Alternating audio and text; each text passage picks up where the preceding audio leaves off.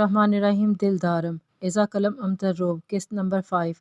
समझते क्या हैं खुद को। मैं भी बड़े पापा को ज़रूर शिकायत लगाऊंगी। जब देखो मुंह उठाए मुझे डांटते रहते हैं। अब मैं भी खामोश नहीं रहूंगी। एक बार आ जाएं बड़े पापा। अशफा एक हफ्ता बुखार में फूंकने के बाद अब सेहतयाब हो चुकी थी और यंग पार्टी से बोलचाल बंद थी। जवार और अशना बार बार माफ़ी मांग चुके थे, लेकिन इस बार अशफा का कोई मूड नहीं था किसी को माफ़ करने का। दिल जैसे हर चीज़ से उचाट हो गया था। जुरेज़ और हारून की वापसी कल तक मुतवक्के थी। अशफा ने सुख का सांस लिया था, मगर कल फिर से जुरेज़ की रोक टोक शुरू हो जाती। मगर इससे पहले इसने सोच लिया था बहरोज शाह को शिकायत ज़रूर लगाएगी। बड़े पापा क्या मैं आ जाऊँ? दरवाजे पर खड़ी अशफा ने इजाज़त चाहिए। अरे अरे, मेरा बच्चा क्यों निकला बिस्तर से? ठीक से सेहतयाब तो हो जाती, मुझे बताती, मैं आ जाता आपके पास। अशफा को देखकर बहरोज शाह ने अपनी सारी फाइल्स साइड पर रखी थी। बड़े पापा मैं अब बिल्कुल ठीक हूँ, लाड से इनके पास बैठी अशफा ने कहा। बस एक शिकायत लगानी है मैंने आपसे। बहरोज शाह को अब सही से समझ आई थी। हो ना हो जुरेज शाह के हवाले से कुछ होगा। जी जी मेरा बच्चा कहो, मैं सुन रहा हूँ। बहरोज शाह ने अशफा के सर पर हाथ रखते जवाब दिया। और मुझे बिना कसूर के डांटा और कमरे से भी बाहर निकाला। सारी बात अशफा ने आंखों में आंसू लिए बताई। थप्पड़ वाली बात गोल कर गई। बहुत चाह कर भी वो ऐसा नहीं कर सकी थी, मगर दिल ही दिल में बहुत सख्त नाराज़ हो गई थी। जो भी था अपनी वजह से बाप बेटे में कोई लड़ाई नहीं चाहती थी। इसके पीछे भी अशफा को बचपन का डर था कि एक बार जवार ने इसे खेल खेल में 2-3 थप्पड़ लगा दिए थे। अशफा अटक अटक कर रोती हुई सीधा बहरोज शाह के पास चली गई थी। तब जो बहरोज शाह को गुस्सा आया था, जवार को भून कर रख दिया था।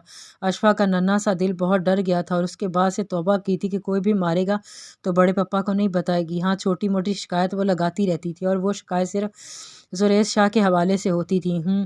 तो ये बात है, आ जाए एक बार मैं ये कान खींचता हूँ इसके। बहरोज शाह कसूर किसका भी हो, साइड सिर्फ अशफा की लेते थे और इस बात से जुरेज शाह चिढ़ता था। और अब तो कसूर भी अशफा का नहीं था, बल्कि इनके अपने दोनों बेटों का था। जुरेज के साथ साथ जवार की भी शामत आनी थी।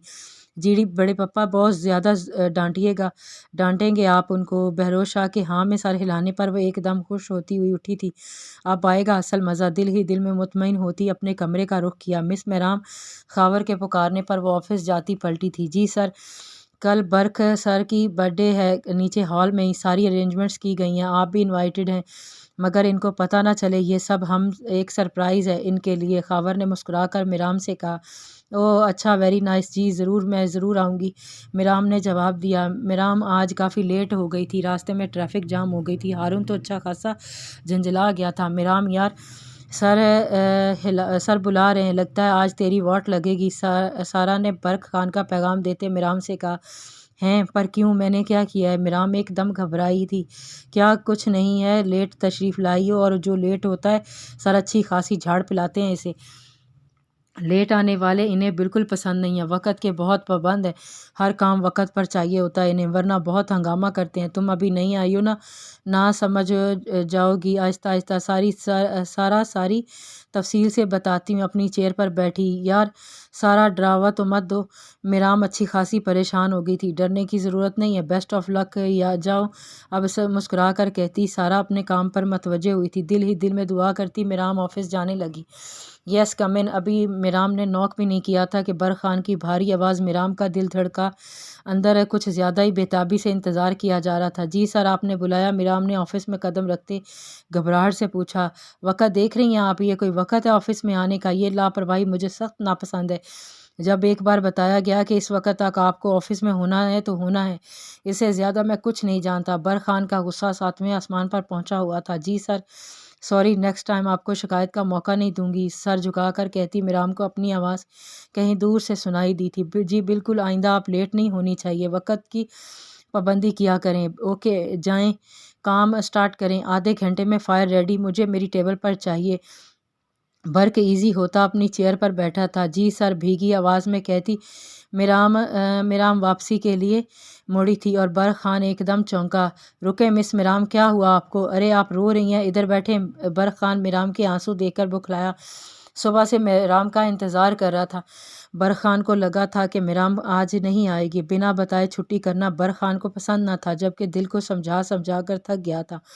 کیوں اسے روز صبح مرام کا چہرہ سکون دیتا تھا۔ اس کی اداسی سے جیسے برق خان بھی مانوس ہو گیا تھا اور اب انتظار کی حد تھی۔ جیسے ہی مرام آئی برق خان نے اپنا صبح کا غصہ اس پر اتارا تھا۔ آپ کا دل بہت ہی نازک ہے، کوئی اتنا بھی حساس ہو سکتا ہے؟ میں پہلی بار ایسے کسی کو دیکھ رہا ہوں۔ ایک دم سے اپنا لہجہ نارمل کرتا برق مرام کو حیران کر گیا تھا۔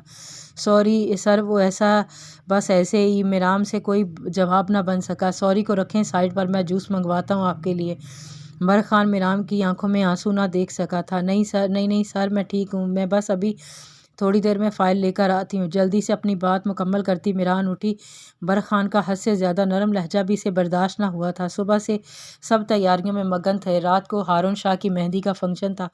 اشنا تو خوشی سے پھولے نہ سما رہی تھی۔ گھر میں پہلی بار کسی کی شادی تھی۔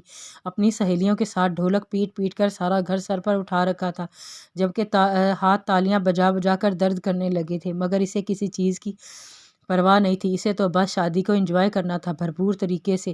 شادی کو لے کر اتنی ایکسائٹڈ تو اشفا بھی نہیں تھی، مگر جب سے زریز شاہ نے تھپڑ مارا تھا اس دن سے کافی خاموش تھی، اور یہ بات اشنا نے کافی نوٹ کی تھی۔ اپنی طرف سے اشفا کو خوش رکھنے کی پوری کوشش کر رہی تھی، اور کئی بار زوار اور اشنا معافی بھی مانگ چکے تھے۔ بار بار ان کا معافی مانگنا اشفا تنگ آ گئی تھی۔ کتنی بار کہہ چکی تھی کہ یہ ان سے ناراض نہیں ہے، مگر انہیں یہ نہیں لگ رہا تھا کہ اشفا ابھی تک ان سے ناراض ہے۔ جب سے زوار شاہ آیا تھا اشفا کا اس سے سامنا نہیں ہوا تھا۔ کدھر ہو یار، جلدی کرو، امی ڈانٹ رہی ہیں کب سے، سب کو کہہ رکھا ہے تیار ہو جاؤ سب۔ زوار نے آ کر سب کو اٹھایا اور رات کے لیے تیار ہونے کا اشارہ دیا تھا۔ مہندی کی ساری ارینجمنٹ گھر کے پچھلے لان میں کی گئی تھی۔ اشفا بھی اپنی ساری ناراضگی بھول کر تیار ہونے لگی۔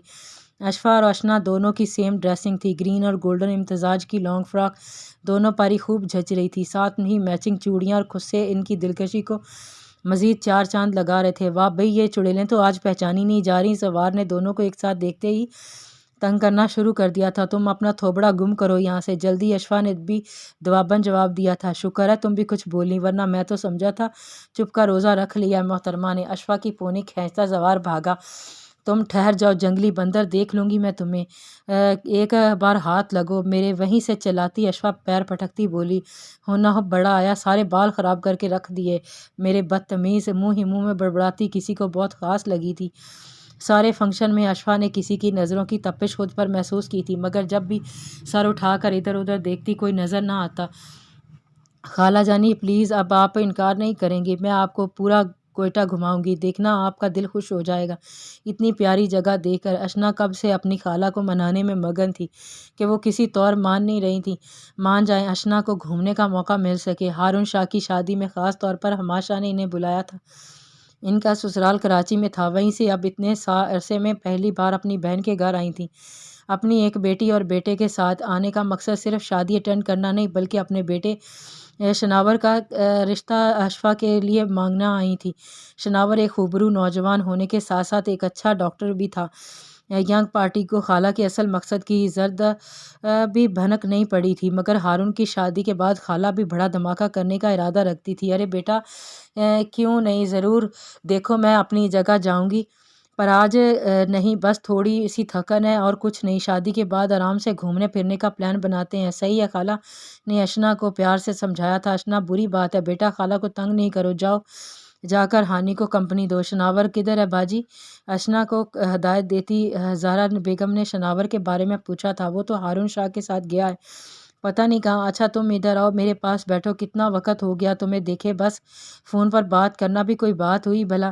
تھوڑی ہی دیر میں دونوں باتوں میں مگن ہو گئی تھی، آس پاس کا ہوش نہ رہا۔ ہوش تو تب آیا جب بہروز شاہ نے بھوک لگنے کا شور مچایا۔ ہیلو ایوری ون، کیسے ہیں سب؟ شناور اور ہارون آتے ان کے پاس بیٹھے تھے۔ شناور آتے ہی اشفا کے بالکل پاس بیٹھا تھا۔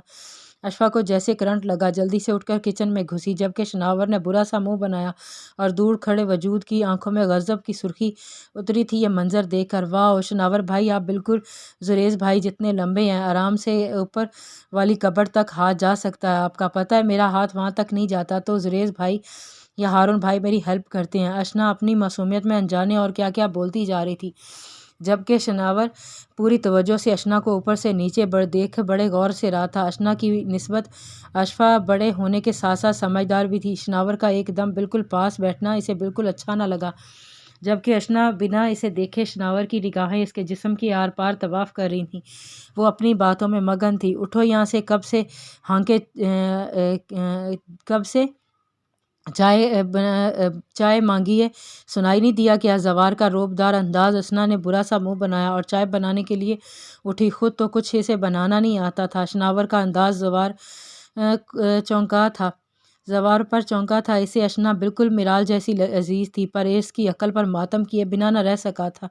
معمول کے مطابق میرام تیار ہوئی تھی، ذرا بھی اپنی تیاری میں کوئی اضافہ نہیں کیا تھا۔ ساری رات ہارون کی مہندی میں تھکن سے برا حال تھا۔ وہ چاہتی تو چھٹی کر لیتی، مگر سر خاور کی بات یاد آ گئی۔ جیسے تیسے کر کے آفس پہنچی۔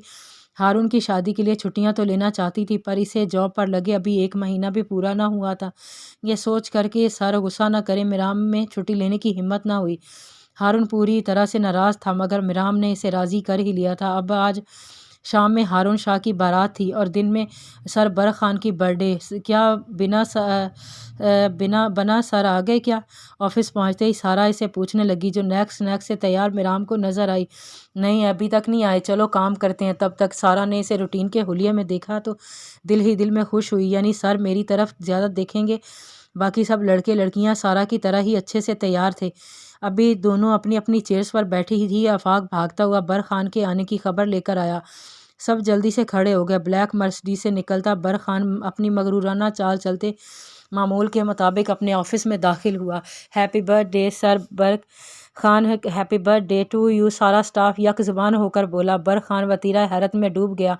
آج سے پہلے تو کبھی ایسا نہیں ہوا، آفس میں تو کبھی نہیں۔ ہاں، گھر پر کشف زرناب اور بی بی جان کے ساتھ مل کر سیلیبریٹ کر لیتا تھا، آج تو سب نے حیرت میں ڈال دیا۔ سب کا شکریہ ادا کرتا نگاہیں میرام پر جا ٹکی، جو روز کے سادہ سے لباس میں موجود تھی۔ ایک میرام اور برق خان ہی اپنی روٹین کے لباس میں تھے، باقی سب تو نیک سے تیار خاور کی دعوت پر موجود تھے۔ اسی وقت میرام نے بھی برق خان کی جانب دیکھا۔ برق خان مسکرایا۔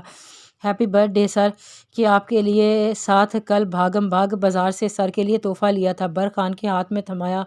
بہت شکریہ مس میرام، مگر اس تکلف کی کیا ضرورت تھی؟ نہیں سر، شکریہ کی کیا بات ہے، جس کی برتھ ڈے ہو اس کے لیے تحفہ تو بنتا ہے، وہ دھیمی سی مسکان لیے کہتی۔ میرام برق خان کے دل کی دنیا ہلا گئی تھی۔ یک ٹک میرام کو دیکھتا برق خان ہوش میں آیا۔ یہ میری اب تک کی سب سے اچھی برتھ ڈے ہے مس میرام، میں اسے کبھی نہیں بھول سکتا۔ گہری نگاہیں میرام پر ڈالتا بھاری سے لہجے میں کہتا، اپنے روم کی جانب بڑھا تھا۔ برق خان نے سب کی تالیوں میں کیک کاٹا۔ سب کیک کھانے اور باقی کی ریفریشمنٹ میں بیزی ہو گئے تھے۔ برق خان نے سب کو اپنی طرف سے ڈنر پر انوائٹ کیا تھا۔ میرام گھبرا گئی، آج تو ہارون کی بارات ہے، اف کیا کروں، چلو خیر ہے، سر سے معذرت کر لوں گی۔ دوسری جانب سب خاموش خوش ہو گئے تھے۔ میرام کا گھبرانا برق خان سے چھپا نہ تھا۔ مس میرام، اینی پرابلم؟ برق خان سب کا شکریہ ادا کرتا میرام تک پہنچا۔ جی سر، نہیں، میرا مطلب وہ سر۔ میرام سر جھکا گئی۔ کیا بات، آپ کھل کر کہہ سکتی ہیں۔ برق خان نے ہمت بڑھائی۔ سر، وہ میرے بھتیجے کی شادی ہے، آج تو میں آپ سب کو جوائن نہیں کر سکوں گی، اس لیے میری طرف سے معذرت قبول کیجیے۔ مناسب الفاظ کا چناؤ کرتی میرام نے معذرت کی، جبکہ برق خان کے تاثرات پل بھر میں تبدیل ہوئے تھے۔ اٹس اوکے میرام، کوئی بات نہیں، آپ بالکل شادی انجوائے کریں، بلکہ آپ چھٹی لے لیتی، آج تو کوئی مسئلہ نہ تھا، نارمل سے لہجے میں کہتا برق خان۔ میرام حیران ہوئی۔ لو جی، میں نے سر کے ڈر سے چھٹی نہیں لی اور سر کہہ رہے ہیں چھٹی لے لیتی۔ اپنے خیال سے باہر نکلتی میرام نے صرف سر ہلانے پر افق کیا تھا۔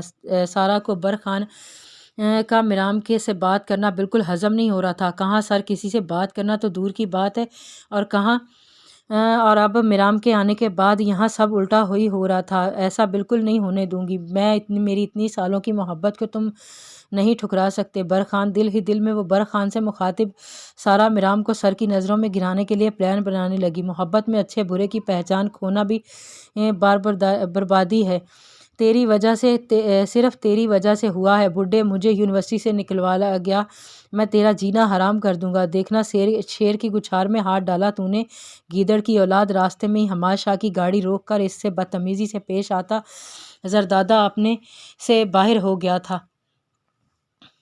اپنے آپ سے باہر دکھائی دیا تھا۔ آج پھر زردادہ کے گروپ نے کسی لڑکی کو چھیڑا تھا۔ اس لڑکی نے پرنسپل سے شکایت لگائی۔ پرنسپل روز کی شکایتوں سے تنگ آ چکا تھا۔ اسی وقت زردادہ کے والد کو کال ملائی اور یونیورسٹی سے نکالنے کا فیصلہ سنا دیا، ساتھ ہی اس گروپ کے تمام لڑکوں کو بھی نکال دیا، جس کا غصہ زردادہ خان اب حماد شاہ پر اتار رہا تھا۔ حماد شاہ اس بات سے لا علم تھا تھے، انہیں نہیں معلوم تھا کہ آج کیا ہوا۔ وہ تو بس 2 دن کی چھٹی لے کر واپس گھر جا رہے تھے۔ گھر میں ہارون کی شادی کے ابھی بھی بہت سے کام پڑے تھے اور راستے میں یہ سب ہو گیا۔ کیا بدتمیزی ہے یہ، اپنے استاد سے اس طرح کی بات کرتے، کیا یہ سیکھا ہے تم نے؟ حماد شاہ کو بھی غصہ آیا تھا، ساتھ ہی افسوس بھی کہ آج کل کی نسل کس طرف نکل پڑی ہے، جسے اپنے استاد کی عزت کا بھی نہیں پتہ ہے۔ ہاں یہی سکھایا ہے میں نے اور اسی پر فخر ہے۔ تم کیا چیز ہو، زردادہ خان کے سامنے اب پنگا لیا ہے تو بھگتنے کے لیے بھی تیار رہنا۔ زردادہ خان حماد شاہ کی گاڑی کو زوردار ٹھوکر مارتا اپنی گاڑی میں بیٹھا اور زون سے گاڑی بھگا لے گیا، جبکہ حماد شاہ افسوس کے سوا کچھ نہ کر سکے۔ لاپرواہ والدین کی بگڑی اولاد۔ حق ہاں ٹھنڈی سانس خارج کرتے حماد شاہ بھی اپنی گاڑی میں بیٹھے۔ ان کا دل اب ہر چیز سے اچاٹ ہو چکا تھا۔ زردادہ خان نے انہیں بہت مایوس کیا تھا۔ جاری ہے۔